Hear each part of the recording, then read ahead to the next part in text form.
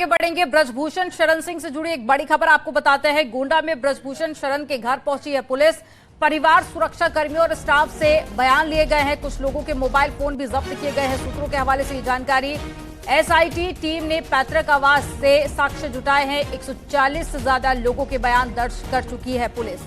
तो एक बड़ी खबर आपको बता रहे हैं, पुलिस पहुंची है ब्रजभूषण शरण सिंह के घर पर। कुछ लोगों के बयान भी दर्ज किए गए। इसके अलावा कुछ लोगों के मोबाइल फोन भी बरामद कर लिए गए हैं। तो परिवार और स्टाफ के बयान दर्ज किए गए हैं। सूत्रों के हवाले से ये जानकारी मिल रही है। तो अब तक 140 से ज्यादा लोगों के बयान दर्ज किए जा चुके हैं। तो अब मामला लगातार बढ़ता जा रहा है। हालांकि रेसलर्स की बात करें तो उन्होंने अपना प्रोटेस्ट खत्म कर दिया है। दूसरी तरफ पुलिस पहुंची है ब्रजभूषण शरण सिंह के घर पर और साक्ष्य जुटाए जा रहे हैं। इसके अलावा मोबाइल फोन भी स्टाफ और परिजनों के जब्त किए गए हैं, जानकारी ये भी मिल रही है। और साथ ही पुलिस अभी तक 140 लोगों के बयान दर्ज कर चुकी है। तो दिल्ली के कनॉट प्लेस थाने में एफआईआर दर्ज की गई थी। बीते दिनों महिला पहलवानों ने एफआईआर दर्ज कराई थी। हालांकि महिला पहलवानों ने अपना प्रोटेस्ट खत्म कर दिया है। ज्यादा जानकारी के साथ में शंकर आनंद जुड़ गए हैं।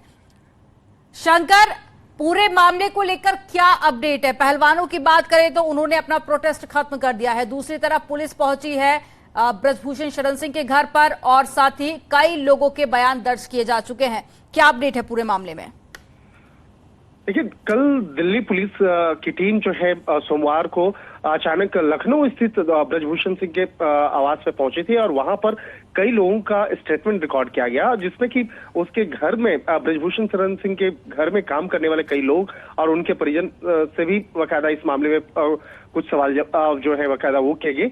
उसके बाद दिल्ली पुलिस की टीम वहां से रवाना होती है और रात में तकरीबन 10:30 बजे के लगभग में गोंडा स्थित आवास पे पहुंचती है और वहां पे पहुंचने के बाद भी कुछ लोगों से सवाल जवाब किया जाता है। लेकिन सवाल जवाब किस तरीके का था और किन किन लोगों से सवाल जवाब किया गया है, इसके बारे में दिल्ली पुलिस अभी औपचारिक तौर पे कुछ भी जवाब नहीं दे रही है। हालांकि दिल्ली पुलिस से इस मामले में पूछा भी गया तो दिल्ली पुलिस का कहना है कि ये इन्वेस्टिगेशन जो है बेहद संवेदनशील है। इस मामले पर इन्वेस्टिगेशन भी चल रहा है, अभी फिलहाल कुछ नहीं कहा जा सकता है। लेकिन जिस तरह से अगर इस मामले की अगर बात करें तो ब्रजभूषण सिंह से संबंधित कई मसलों पर, महत्वपूर्ण मसलों पर दिल्ली पुलिस अब आगे तफ्तीश का दायरा जो है वो आगे बढ़ा रही है।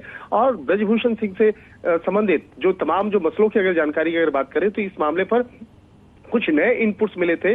उस नए इनपुट्स के आधार पर जांच का दायरा जो है आगे वो बढ़ाया गया है। हालांकि देखिए, ब्रजभूषण शरण सिंह का स्टेटमेंट जो है वो पहले ही रिकॉर्ड हो चुका है। इस मामले में कई बार जो है उनका स्टेटमेंट रिकॉर्ड हो चुका है, लेकिन इन्वेस्टिगेशन का जो दायरा है वो आगे बढ़ाया जा रहा है। और जिस तरह से भी हाल फिलहाल में कुछ पहलवानों के द्वारा फिर से कुछ उसका स्टेटमेंट लिया गया था, उसके बाद उसको पुख्ता तौर पर जानने और समझने के लिए दिल्ली पुलिस की टीम लखनऊ और गोंडा गई है। और इस वक्त में एक महत्वपूर्ण खबर आ रही है कि थोड़ी देर पहले ही दिल्ली पुलिस की टीम गोंडा से दिल्ली के लिए रवाना हो चुकी है और यहां आने के बाद उस तमाम मामलों की रिपोर्ट दिल्ली पुलिस मुख्यालय में भी बाकायदा दिया जाएगा और जो सीनियर अधिकारी हैं उनको बताया जाएगा कि किस तरह से वहां पर किन किन लोगों से बातचीत हुई है, किस तरह के सबूत मिले हैं, किस तरह से लोगों का बयान दर्ज किया गया है और जांच का दायरा किस तरह से आगे बढ़ता हुआ नजर आ रहा है। तो इन तमाम मामलों शंकर आनंद, क्या एक बार फिर से ब्रजभूषण से भी पूछताछ हो सकती है? लोकेशन को लेकर क्या अपडेट है? गोंडा में है या फिर दिल्ली आ चुके हैं?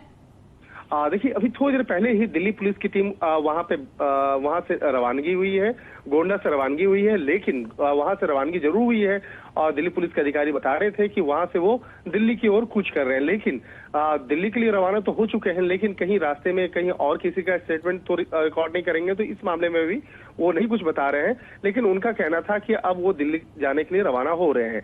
तो एक तरह से कहा जा सकता है कि टीम कल जिस तरह से अचानक लखनऊ वाले आवास पे पहुंचना, उसके बाद रात में 10:30 बजे गोंडा स्थित आवास पे पहुंचना और उसके बाद इस मामले में जो जांच पड़ताल की जो प्रक्रिया है जिस तरह से आगे बढ़ रही है, तो इस मामले पर अब कहा जा सकता है कि कुछ नए इनपुट जो मिले हैं उसी के आधार पर तमाम जांच प्रक्रिया को आगे बढ़ाया जा रहा है और निश्चित तौर पे आने वाले कुछ दिनों के अंदर में ब्रजभूषण शरण सिंह का एक बार फिर से स्टेटमेंट लिया जाएगा और उनसे कुछ तमाम मामलों पे नए जवाब जो है वो मांगे जाएंगे। लेकिन शंकर आनंद, अमित शाह से मुलाकात के बाद में पुलिस प्रशासन काफी ज्यादा एक्टिव दिखाई दे रही है और अब बैक टू बैक कई जगह पर इससे पहले छापेमारी भी की गई। आप नजर बनाए रखिएगा।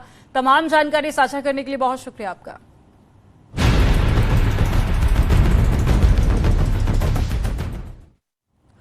मुख्तार अंसारी की याचिका पर इलाहाबाद हाई कोर्ट में आज सुनवाई होगी। गैंगस्टर मामले में मिली 10 साल की सजा के खिलाफ मुख्तार अंसारी ने हाई कोर्ट में अपील की है। इसी साल 29 अप्रैल को गाजीपुर एमपी एमएलए कोर्ट से उसे 10 साल की सजा मिली है और 5 लाख रुपए का जुर्माना भी लगाया गया। आपको बता दें कि बीजेपी विधायक कृष्णानंद राय मर्डर केस में वीएचपी नेता नंदकिशोर रुंगटा के अपहरण केस के आधार पर गैंगस्टर का मुकदमा दर्ज किया गया था और इस पूरे मामले में मुख्तार अंसारी के भाई अफजाल अंसारी को भी 4 साल की सजा मिली है। अवधेश राय हत्याकांड में माफिया मुख्तार अंसारी को उम्र कैद की सजा मिली है। तो 2 बार पहले 10-10 साल की सजा मिली थी मुख्तार अंसारी को, जिसके बाद कल एक और मामले को लेकर कोर्ट ने उम्र कैद की सजा सुनाई है।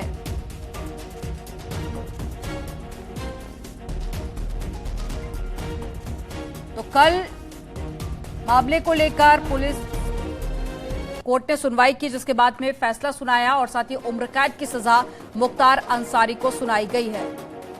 तो आपको बता दें कि पहले जो 10 साल की सजा हुई थी अब उसे हाई कोर्ट में चुनौती दी गई है। इससे पहले एमपी एमएलए कोर्ट ने फैसला सुनाया था और अब मुख्तार अंसारी इसे हाई कोर्ट में चुनौती दे रहे हैं। और ज्यादा जानकारी के साथ में सर्वेश दुबे फोन लाइन पर जुड़ गए हैं। सर्वेश, एमपी एमएलए कोर्ट ने पहले फैसला सुनाया जिसके बाद अब इसे हाई कोर्ट में चुनौती दी गई है, क्या अपडेट है आपके पास? देखिए, इन दिनों बांदा जेल में बंद पूर्वांचल के माफिया डॉन कहे जाने वाले मुख्तार अंसारी की मुश्किलें वाकई बढ़ी हुई हैं। कल ही उन्हें 32 साल पुराने मामले में वाराणसी कोर्ट ने उम्र कैद की सजा सुनाई है और जुर्माना भी लगाया है। और इसके पहले वाराणसी गाजीपुर की एमपी एमएलए कोर्ट ने मुख्तार अंसारी को 29 अप्रैल को 10 साल की सजा सुनाई थी और इस मामले में 10 साल की सजा को मुख्तार अंसारी ने इलाहाबाद हाई कोर्ट में याचिका दाखिल कर चुनौती दी है। आज जस्टिस विक्रम बी चौहान की सिंगल बेंच में इस मामले में सुनवाई होगी। दरअसल बीजेपी विधायक कृष्णानंद राय मर्डर केस और विश्व हिंदू परिषद नेता नंदकिशोर रुंगटा के अपहरण केस के आधार पर मुख्तार अंसारी के खिलाफ गैंगस्टर का मुकदमा दर्ज हुआ है और इसी मामले में उन्हें सजा सुनाई गई है और इसी सजा को इन्होंने इलाहाबाद हाई कोर्ट में अपील दाखिल कर चुनौती दी है। अब ये देखना है कि कोर्ट इसमें क्या फैसला लेता है। और आपको बताते हैं कि इसी मामले में मुख्तार अंसारी के भाई अफजाल अंसारी को भी गाजीपुर की एमपी एमएलए स्पेशल कोर्ट ने 4 साल की सजा सुनाई थी, जिससे कि उनकी सांसदी भी रद्द हो गई है। तो कुल मिलाकर इन दिनों मुख्तार अंसारी की मुश्किलें बढ़ी हुई है। एक के बाद एक मामले में सरकार के अभियोजन की मजबूत पैरवी के चलते मुख्तार अंसारी को कई मामलों में सजा हो रही है। बिल्कुल सर्वेश, मुख्तार अंसारी की मुश्किलें लगातार बढ़ती जा रही हैं और कल उनकी मुश्किल और ज्यादा तब बढ़ गई जब कोर्ट ने उन्हें उम्र कैद की सजा सुना दी। तमाम जानकारी साझा करने के लिए बहुत शुक्रिया आपका। और गाजियाबाद से एक बड़ी खबर मिल रही है। नशा मुक्ति केंद्र में 52 मरीज फरार हो गए हैं। खिड़की तोड़कर मरीज फरार हुए हैं।